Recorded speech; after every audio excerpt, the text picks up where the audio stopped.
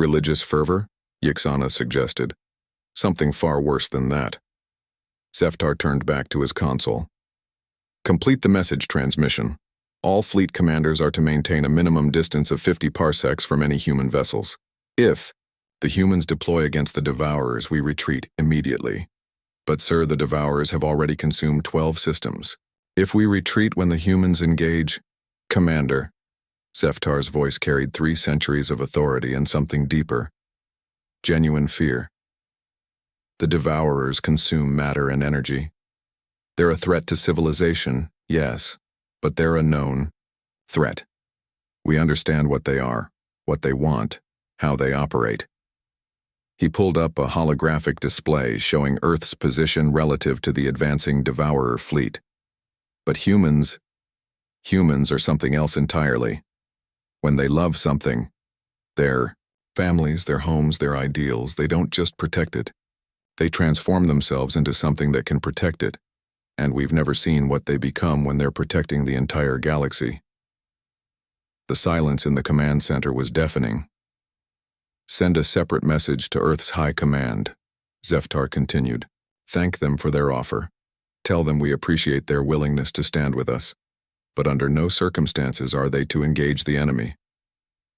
And if they refuse to comply? Yixana asked. The emergency klaxons screamed through the crystal, spires of New Centauri Prime, their piercing wail echoing across the floating city platforms suspended high above the planet's toxic clouds. Admiral Zeftar's 6 arms moved in frantic patterns across the holographic command interface, his iridescent scales flickering between deep purple and electric blue, colors that every species in the Galactic Alliance knew meant pure terror. Show me the long-range sensors again, he commanded, his voice carrying the authority of 3 centuries of military service. The massive display materialized before him, showing the outer rim of their solar system where the first scout ships had vanished without a trace. Commander Yixana, her crystalline body refracting the emergency lights into rainbow patterns across the command center walls, approached with data tablets clutched in her 4 translucent hands. Sir, we've lost contact with 17 more reconnaissance vessels in the past cycle. Whatever destroyed the Terran colonies is moving faster than our projections indicated. Zeftar's secondary heart skipped a beat. The Devourers, ancient machines from beyond the galactic rim, had returned after 10,000 years of silence. The last time they appeared, they had consumed entire star systems before the ancient civilizations finally managed to drive them back into the void. But those civilizations were gone now, their knowledge lost to time. Any word from the Alliance Council? He asked, though he already knew the answer from Yixana's dimming glow. The Vegan Collective is mobilizing their mind ships. The Aquarian Federation is sending their biovessels. Even the reclusive Silicon Lords have agreed to contribute their geometric fleets. She paused, her light pulsing nervously. But sir, there's something else. The humans, they're requesting permission to join the fight. The command center fell silent except for the distant wail of sirens. Every officer present turned to stare. Zeftar felt his scales shift to the deepest shade of black, the color of absolute dread. The humans? His voice was barely a whisper. Tell me you're joking. I wish I were, sir. Ambassador Chen transmitted the request directly from Earth's High Command. They're offering to deploy their entire fleet. Zeftar's mind raced back to the classified briefings he'd received about humanity's recent entry into the Alliance. They were a young species, barely out of their planetary infancy, with primitive fusion drives and simple energy weapons. But there were stories. Whispered reports from the outer colonies about what happened when humans felt threatened. About the lengths they would go to protect what they considered theirs. Sir? Yixana's voice broke through his thoughts. Should I send the standard diplomatic response? Thank them for their offer, but explain that this level of threat requires more advanced... No. Zeftar's voice cut through the air like a plasma blade. Send a direct message to every fleet commander in the Alliance. Code Obsidian priority. He turned to face the massive communication array. His 6 arms spread wide as he began recording what would become known as the most important military directive in galactic history. This is Admiral Zeftar of the Alliance Defense Force transmitting. on all frequencies. I am issuing a fleet directive under the authority of the Galactic War Powers Act, effective immediately, under no circumstances, and I cannot stress this enough, under no circumstances are human warships to be allowed to engage the Devourer threat. The command center erupted in confusion. Officers began talking over each other in a dozen different languages, their voices creating a cacophony that echoed through the crystalline walls. "Sir." Commander Yixana approached, her light pulsing in the rapid pattern that indicated extreme confusion. "The humans are our allies. Their offer was made in good faith. To refuse their aid without explanation could be seen as—" "Yixana," Zeftar interrupted, his voice heavy with the weight of terrible knowledge. "Have you ever read the classified reports from the Kepler incident?" Her crystalline form went completely dark, the equivalent of a human going pale. "Those files are sealed under triple black classification, sir. Even my clearance level. The Kepler mining colony was attacked by pirates. 17 human families were killed. The Earth government's response was proportional by human standards." Zeftar's scales had shifted to a deep, troubling shade of gray. "They didn't just hunt down the pirates. They tracked down every ship, every station, every planet that had ever given those pirates safe harbor. They spent 3 years systematically dismantling a criminal network that had operated for over a century."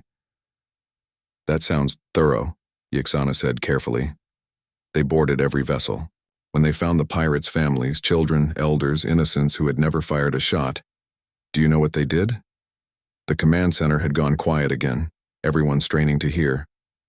They relocated them to protected colonies, gave them new identities, education funds, healthcare for life. Zeftar's voice was barely audible now. "But that's not the terrifying part.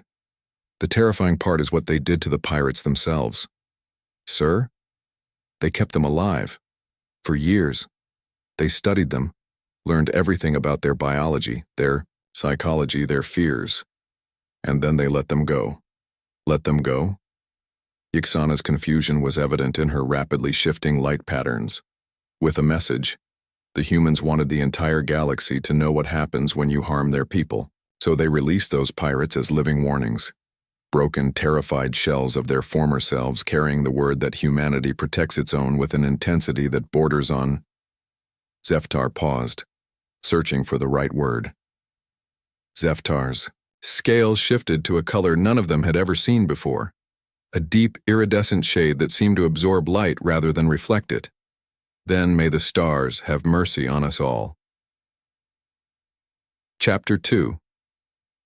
The Human Response. Captain Sarah Chen stood on the bridge of the UES Indomitable, watching the message from Admiral Zeftar play for the third time. Around her, the bridge crew maintained their professional composure, but she could feel the tension in the air like electricity before a storm. "Well," said Commander Williams, her second in command, "that was certainly diplomatic."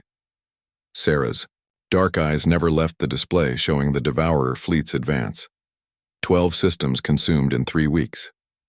At their current rate, they would reach the Alliance's core worlds within 6 months. Earth would be in their path within 8. "Ma'am," Lieutenant Rodriguez called from the communications station, "we're receiving similar messages from the Vegan Mind Fleet commanders, the Aquarian bioships, even the Silicon Lords. They're all requesting that we maintain our distance from the combat zone." "All of them?" Sarah asked, though she wasn't surprised. She'd served with Alliance forces before. They were good people, honorable, brave, tactically sound. But they were also careful, measured. They fought wars the way her grandmother played chess, with patience, strategy, and an acceptance that some pieces would be sacrificed. Humans didn't play chess that way. Captain, Dr. Elizabeth Park, the ship's xenobiologist and cultural liaison, stepped forward. "Perhaps we should consider their request. This is their space, their jurisdiction. If they feel our presence might complicate—" "Complicate what?" Sarah turned to face her senior staff. "The systematic extermination of every living thing in this galaxy?" The bridge fell silent. Through the massive viewports, They could see the rest of the human fleet, 37 ships that represented Earth's entire deep space naval capacity. Not much compared to the Alliance's thousands of vessels, but every one of them was crewed by people who had volunteered for a mission with no guaranteed return. Dr. Park, Sarah continued, her voice calm but carrying an edge that made everyone pay attention. What do you know about the Devourers? The historical records are fragmentary, but from what we can piece together, they're machines, or something like machines. They consume matter and energy to fuel their reproduction. They appear every 10,000 years or so, consume everything in their path, then return to wherever they come from. And how were they stopped before? Dr. Park hesitated. The records aren't clear. The ancient civilizations that faced them, most were completely destroyed. The few that survived left only fragments. Something about the price of victory being too high, and warnings about paths that should never be taken. Sarah nodded slowly. And our alien friends out there, they think they can stop these things with conventional tactics? Their combined fleets outnumber the Devourers 1,000 to 1, Commander Williams pointed out. With proper coordination, Bill, Sarah, interrupted gently.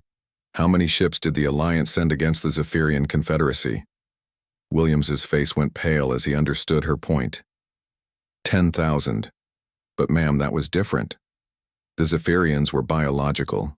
They could be reasoned with, bought off, turned against each other. These things are machines, Sarah finished. Machines that have been doing this for millennia. They've seen everything the Alliance can throw at them.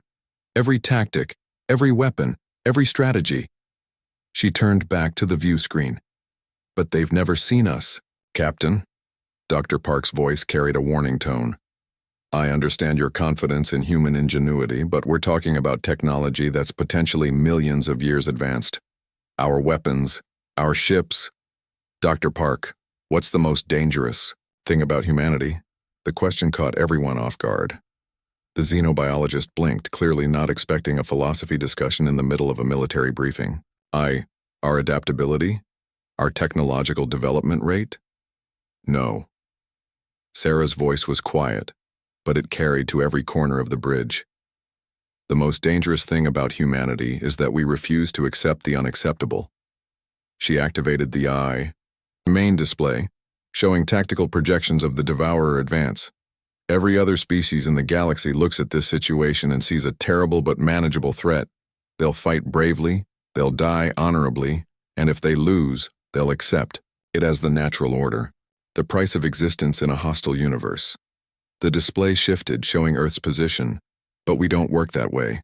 When something threatens what we love, we don't just fight it. We become whatever we need to be to stop it. And right now, these things are heading for Earth. For our families, our children, our home. She paused, letting that sink in. So the question isn't whether we can match their technology or their numbers. The question is, what are we willing to become to protect the people we love? The silence stretched for long moments before Commander Williams spoke. Ma'am, what are your orders? Sarah turned to Lieutenant Rodriguez. Send a response to Admiral Zeftar in the Alliance Command. Tell them we appreciate their concern for our safety, but respectfully decline their suggestion to withdraw. Ma'am, should I soften the language? No. Tell them exactly this. Humanity thanks the Alliance for their concern, but we cannot stand by while genocide is committed in our galaxy. We will engage the Devourer threat with or without Alliance support. Captain, Dr. Park stepped forward. If we defy a direct order from Alliance Command, they could revoke our membership. Earth could be isolated. Dr. Park, Sarah's voice was gentle but firm. In 8 months, there might not be an alliance left to isolate us from. She moved to the captain's chair, settling into it with the weight of command. All ships, this is Captain Chen. Battle stations, we're going hunting. As the bridge crew moved to execute her orders, Sarah allowed herself one moment of private reflection. She thought about her daughter back on Earth, about the promise she'd made to come home, about the warnings in those ancient records Dr. Park had mentioned, the price of victory being too high. Paths that should never be taken. But sometimes, she thought as the Indomitable's engines powered up to full capacity. The price of defeat was higher still. "Captain," Williams reported, "all ships report ready for combat operations." "Then let's show these devourers something they've never seen before," Sarah said. "A species that doesn't know when to quit." Chapter 3. First Contact. The first human ship to encounter the devourers was the UES Defiant, a light cruiser commanded by Captain Marcus Torres. It had been conducting reconnaissance at the edge of the Kepler system when the enemy scouts appeared. Torres stood on his bridge watching, the impossible sight before them. The devourer ships, if they could be called ships, defied every principle of known engineering. They moved like living things, their surfaces rippling and shifting, but sensor readings showed pure machine consciousness controlling them. "Captain," Lieutenant Kim called from the sensor station, "I'm reading 23 hostile contacts. They're bigger than the reports indicated." Torres nodded grimly. The smallest devourer vessel was roughly the size of an Alliance battleship. The largest was beyond classification, a thing of impossible angles and shifting geometry that seemed to bend space around itself. "Any response to our hails?" "Nothing, sir, but they're definitely aware of us. I'm reading massive energy buildups across their fleet." "Time to weapons range?" 14 minutes at current approach speed. Torres activated the fleet-wide channel. "All ships, this is Defiant. We have visual contact with Devourer scouts. Initiating combat protocols." He paused, thinking about the messages from Alliance Command, about the warnings they'd received. Then he thought about the colonies these things had already consumed, about the billions of beings who had simply ceased to exist. "All hands. This is the captain," he announced over the ship's comm system. "In approximately 13 minutes, we're going to engage an enemy that has terrorized this galaxy for millennia. They've destroyed civilizations, consumed entire worlds, and by all accounts, they're technologically superior to anything we've ever faced." He could feel the attention of every crew member, from the bridge officers to the engineers deep in the engine room. "But they've made one critical error. They've threatened humanity's neighbors. They've come into our galaxy, into our space, and they think they can just take what they want." The Defiant shuddered slightly as the engines pushed to full combat power. "So let's teach them something about human nature. Let's show them what happens when you pick a fight with a species that's been fighting each other for 10,000 years just to stay sharp." The bridge crew exchanged glances, nervous energy transforming into something else, something harder and more focused. "Weapons range in 60 seconds, Kim reported. "All batteries prepare to fire," Torres commanded. "Target the lead vessel. Full spread, all guns." On the tactical display, the human and devourer fleets were represented by simple icons, blue for human, red for enemy. It looked like a training simulation, clean and abstract. But Torres knew that in the next few minutes that abstraction would become terrible reality. 30 seconds to weapons range. Torres thought about his wife back on Earth, about the letter he'd written but never sent, about all the things he should have said. 10 seconds. The devourer ships began to shift, their impossible geometries realigning in patterns that hurt to look at directly. Weapons range achieved. Fire. The Defiant's main batteries opened up with a sound like thunder, made solid. Energy beams lanced out across space, followed by kinetic projectiles moving at significant fractions of light speed. The other human ships followed suit, and for a moment, the void between the fleets became a web of destructive energy. The beams struck the lead devourer vessel and simply vanished. "What the hell?" Torres stared at the display. "Did we miss?" "Negative, sir. Direct hits confirmed, but the enemy vessel shows no damage. It's like our weapons just stopped existing when they hit." Torres felt a chill run down his spine. "Some kind of defensive field?" "Unknown, sir. I'm not reading any energy signatures that would indicate." Lieutenant Kim's report was cut off as the devourer ships responded. Energy beams unlike anything in human experience reached out across space, not the focused lances of plasma or particle beams, but something that seemed to eat light itself as it traveled. The beams struck the UES Courageous, and Torres watched, in horror as the ship simply dissolved. Not exploded, not vaporized, dissolved as if it were made of sugar and rain. "Evasive maneuvers," Torres shouted. "All ships, scatter formation." But the Devourer weapons tracked them with impossible precision. 3 more human ships simply ceased to exist, their crews of thousands reduced to nothing in seconds. "Captain," Kim's voice was tight with barely controlled panic. "Whatever those weapons are, our armor might as well be paper. If they hit us, I know," Torres said grimly. He activated the emergency broadcast channel. "All Earth ships, this is Defiant. We are heavily outgunned. Conventional weapons appear ineffective against enemy vessels. Recommend immediate withdrawal and—" He stopped. Something was happening to the Devourer ships. They had stopped firing, stopped advancing. Instead, they were scanning. "Sir, I'm reading massive sensor sweeps from the enemy fleet. They're examining our debris field." Torres felt a sudden, terrible understanding. "They're not just destroying us, they're studying us." "Sir, think about it. They've been doing this for millennia. Every species they encounter uses the same basic principles: energy weapons, kinetic projectiles, defensive fields. But we just threw something new at them, even if it didn't work." On the WAM display, the Devourer ships had formed a perfect sphere around the human debris, their impossible geometries shifting as they absorbed and analyzed every molecule. "Captain," Kim's voice was hushed. "They're not moving toward the inner system anymore, they've stopped." Torres stared at the tactical display. The Devourers had halted their advance to study the remains of human ships. For the first time in 10,000 years, something had surprised them enough to make them pause. "Send a message to Alliance Command," Torres ordered. "Tell them we've made contact. Tell them—" He paused, watching the alien ships continue their examination. "Tell them the Devourers have stopped to figure out what we are." "Sir, should we withdraw?" Torres looked at the remains of the 4 ships they'd lost. Good ships, good people. But their sacrifice had achieved something no other species had managed. They'd made the enemy curious instead of simply destructive. "No," he said quietly. "We stay, we watch, and we learn." Because somewhere in the back of his mind, Captain Marcus Torres was beginning to understand why the Alliance was so afraid of letting humans fight this war. It wasn't because they thought humanity would lose. Chapter 4. The Price of Understanding Admiral. Zeftar received the report from the Defiant while reviewing defensive positions around the core worlds.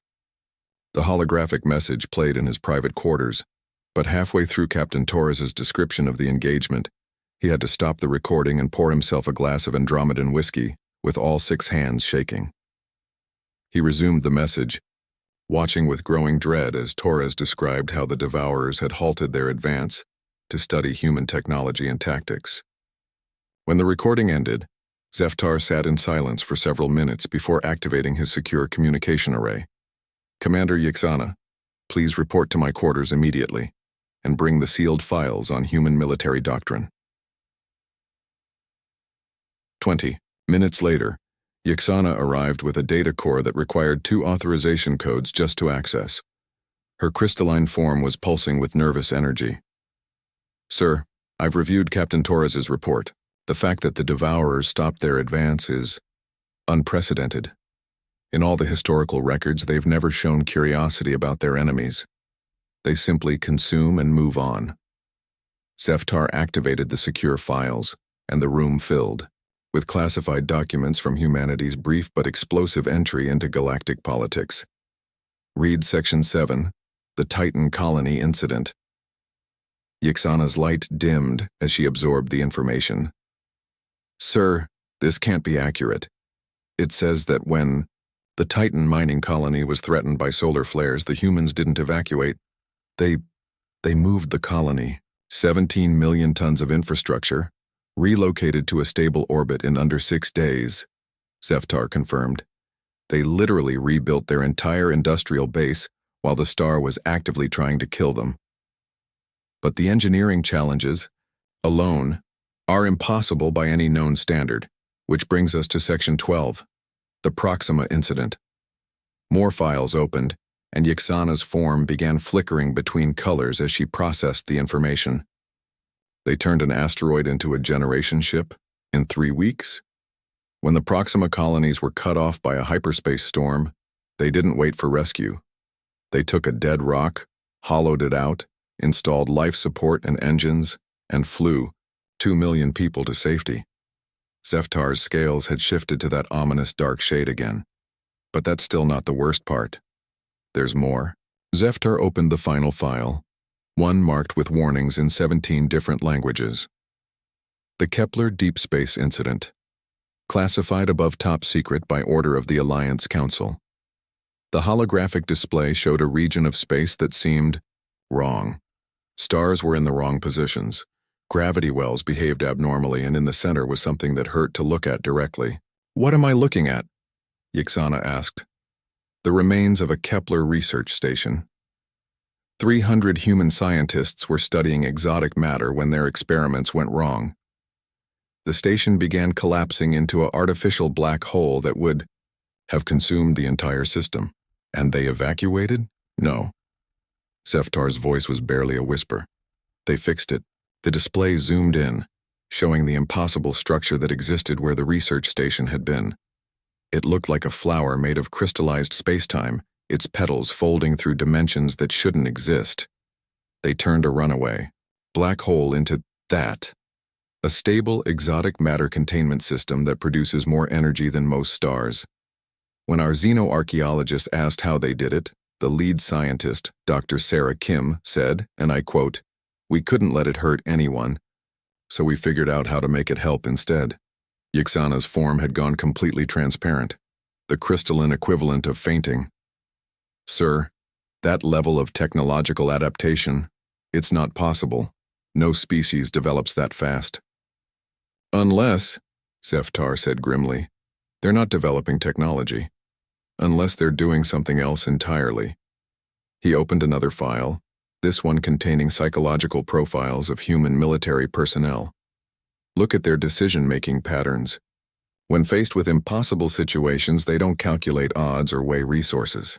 They simply refuse to accept defeat and then change reality to match their refusal. "But sir, that's not how the universe works, isn't it?" Zeftar gestured to the display showing the exotic matter flower. "By all known laws of physics, that shouldn't exist. But it does because 300 humans decided that letting people die wasn't acceptable." He closed the files and activated the real-time tactical display, showing the current situation. The Devourer fleet had completely stopped their advance and were still studying the debris from the human engagement. "Commander, in your professional opinion, what happens when the Devourers finish analyzing human technology?" Yxana's light patterns shifted to indicate deep thought. "They'll adapt, develop countermeasures, continue their advance with new knowledge of human capabilities. And then? They'll encounter the main human fleet and... She trailed off as understanding dawned. "They'll encounter 37 ships crewed by a species that has never, in their entire recorded history, accepted defeat as a possibility." Zeftar finished. "A species that, when faced with impossible odds, doesn't retreat or surrender. They become impossible themselves." The silence in the room was deafening. "Sir?" Yxana said finally. "What are you saying?" Zeftar pulled up the ancient records. They'd been studying fragments from the last time the Devourers had appeared. Warnings written in languages that no longer existed about the price of victory and paths that should never be taken. "I think," he said slowly, "that 10,000 years ago, the ancient civilizations didn't defeat the Devourers through superior technology or tactics. I think they found something, or someone, that was willing to become whatever was necessary to stop them. And you think the humans—" "I think the humans are going to win this war," Zeftar said. "And I think when they do, we're going to understand why the ancients considered victory worse than defeat." He stood, his 6 arms moving in the ritual patterns of a formal military order. "Send a message to all Alliance fleets. Immediate withdrawal to minimum safe distance. Under no circumstances are our ships to be within 50 parsecs of human vessels when they engage the Devourers. Sir, if we abandon our allies, Commander, Zeftar's voice carried the weight of 3 centuries of command. We're not abandoning our allies. We're making sure there's someone left to remember what they were like before they saved us all. Another Chapter 5. The transformation Captain Sarah Chen stood in the Indomitable's war room, surrounded by holographic displays showing the Devourer fleet's position. Her senior staff filled the space around the central table, their faces grim, but determined. Status report, she ordered. Commander Williams activated the tactical display. The Defiance engagement has given us invaluable data. The enemy vessels appear to be immune to conventional energy weapons, and their offensive capabilities exceed our worst projections. Casualties? 4 ships destroyed. Total crew loss. But Captain Torres is holding position and reporting that the Devourers have halted their advance. Dr. Park leaned forward.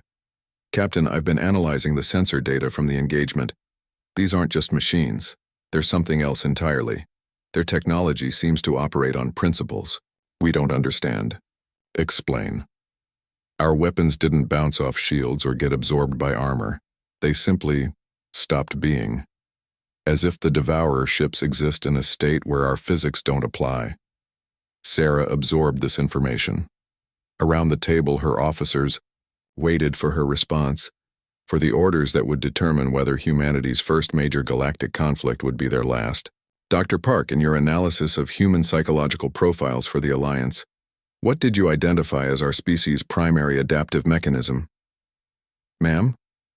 When we encounter something we can't handle with our current capabilities, what do?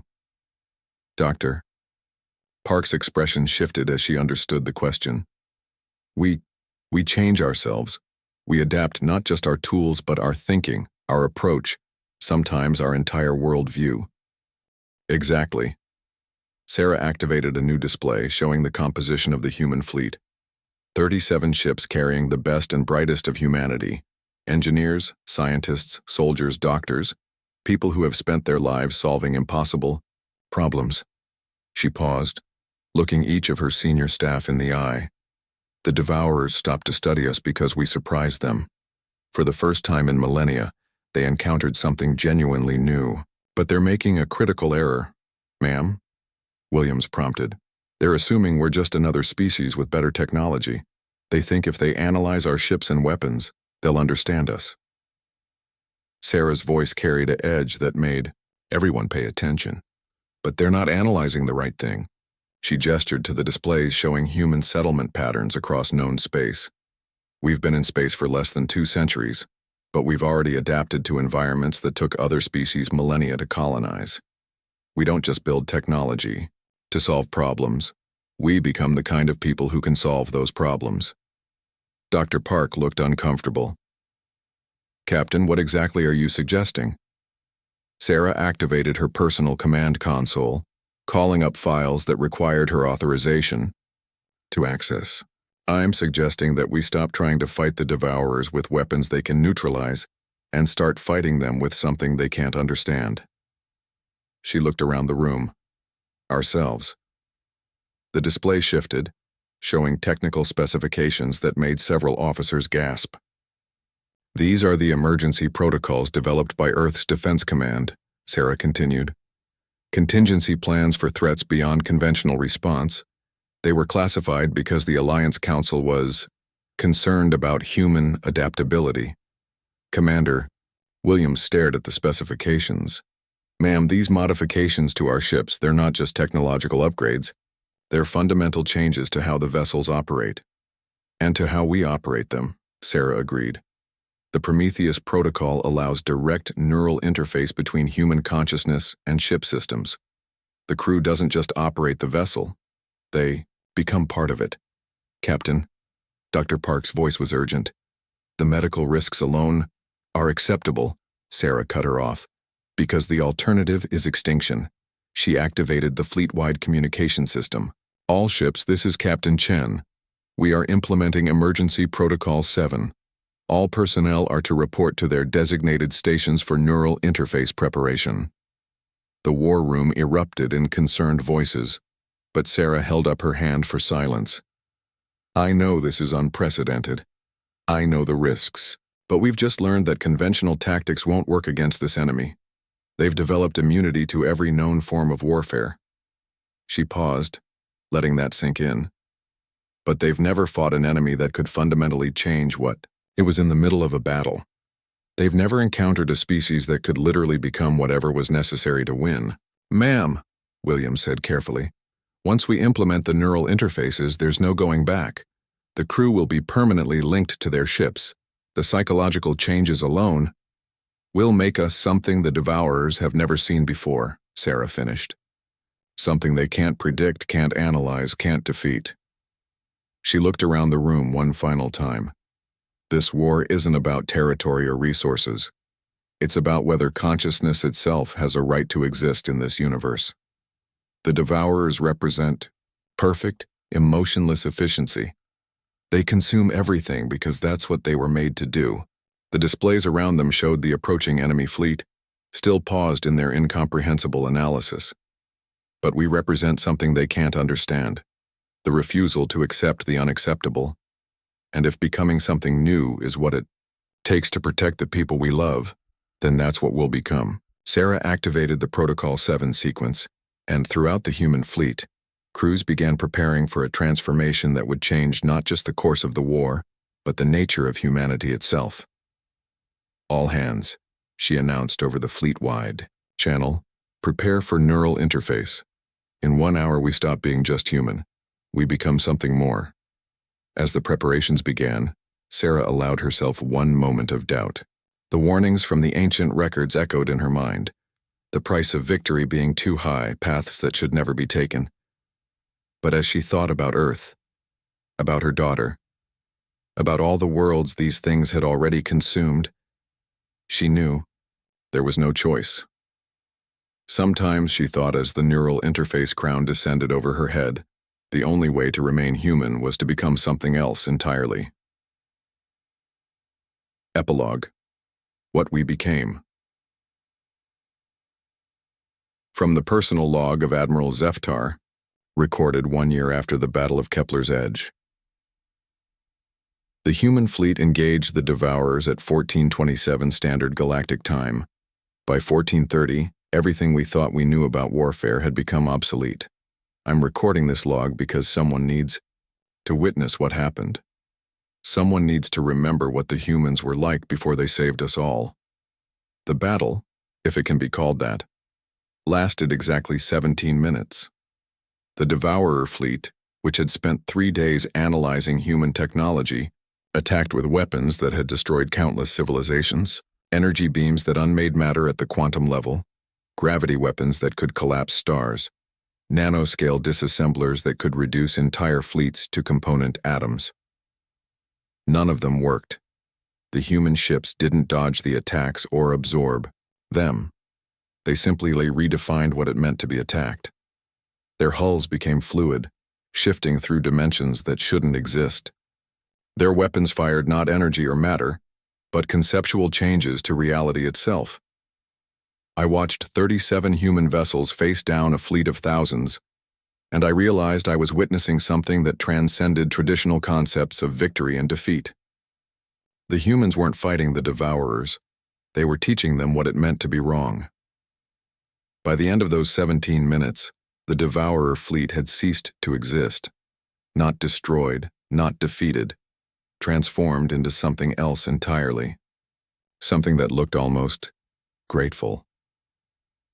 The human ships returned to normal space, but the crews inside them were no longer entirely human. They could still speak, still think, still feel. But they had become something new, beings that existed partially in our reality and partially in possibilities we can't even imagine. Captain Sarah Chen contacted me personally after the battle. Her voice was the same, but there was something else there, an echo of vast understanding, as if she was speaking from multiple dimensions simultaneously. "Admiral," she said, and I could hear the weight of terrible knowledge in her words. "The threat has been neutralized. The Devourers will not return." "Captain," I managed to reply, "what did you do to them?" There was a pause that seemed to stretch across eternity before she answered. "We showed them what they were missing," she said simply. For 10,000 years, they consumed civilizations because they couldn't understand what made life precious. They saw only matter and energy to be harvested. And now they understand love. They understand the desperate beauty of consciousness trying to persist in an indifferent universe. They understand why beings fight so hard to protect what they cherish. I felt my scales shift to colors I didn't know I could produce. You didn't destroy them. You converted them? We gave them a choice, Sarah replied. Continue consuming, knowing now what they were destroying, or find another way to exist. They chose transformation. The implications hit me like a physical blow. The ancient warnings, the price of victory being too high. The prices change, Admiral. The humans who fought this battle were not the same species that asked to join your alliance a year ago. We can't be. We've seen too much, become too much. I thought about the classified reports, about humanity's unprecedented adaptability, about their refusal to accept defeat. What happens now? I asked. Now we help rebuild what was lost. We guard against threats that might emerge. And we try to remember what it was like to be merely human. Her voice carried a sadness that seemed to echo across galaxies. But mostly we ensure that no species ever has to make the choice we made. The transmission ended, and I was left staring at tactical displays showing the impossible. A devourer, fleet transformed into something that defied classification. Ships that moved like poetry, that seemed to sing in frequencies that touched the soul rather than the ear. End of personal log entry. Postscript: The New Guardians. 6 months after what historians now call the Kepler transformation, humanity officially withdrew from active participation in galactic politics. Not from isolation or defeat, but from something far more complex. The 37 ships that had engaged the Devourers still patrolled the galaxy's edges, but their crews were no longer entirely bound by the limitations of single-dimensional existence. They had become something unprecedented, beings of pure protective instinct, capable of existing across multiple realities simultaneously. They called themselves the New Guardians, and their mission was simple: ensure that no species would ever, again, face the choice between extinction and transformation. They were humanity's gift to the galaxy and its eternal burden. The Alliance Council met in emergency session to discuss the implications. How do you govern beings who can exist in multiple dimensions? How do you maintain diplomatic relations with entities that can alter reality through will alone? The answer, it turned out, was that you didn't. You simply trusted them to remember what they had once been and why they had chosen to become something else. Admiral Zeftar, in his final report before retirement, wrote, "We asked the humans not to join our fight because we feared what they might do. We were right to be afraid, but not for the reasons we thought. We feared they would be too violent, too unpredictable, too dangerous. What we discovered was far more terrifying. They were too loving. When faced with the destruction of everything they cared about, they didn't choose to fight. They chose to sacrifice their own humanity to ensure that love itself could continue to exist in the universe. The price of victory wasn't too high because it cost too much. It was too high because it revealed what we might all be capable of if we loved something enough to become unrecognizable in its defense." Final entry: a message from Earth. Transmitted from Earth High Command to all Alliance worlds, 1 year after the Kepler transformation. To our friends and allies across the galaxy, the humans who left Earth to fight the Devourers are not coming home. Not because they were lost, but because they have become something that cannot return to what they were. But they are still protecting us, still watching over the worlds they loved enough to transform themselves to save. To the New Guardians, wherever you exist now across the dimensional barriers, thank you for showing us that love is not just an emotion, but a force capable of rewriting the fundamental laws of reality. And to the galaxy at large, remember that sometimes the greatest victory is not defeating your enemy, but helping them become something better than they were. The stars are safe now, not because we destroyed those who threatened them, but because we found a way to help them understand why the stars were worth protecting in the first place.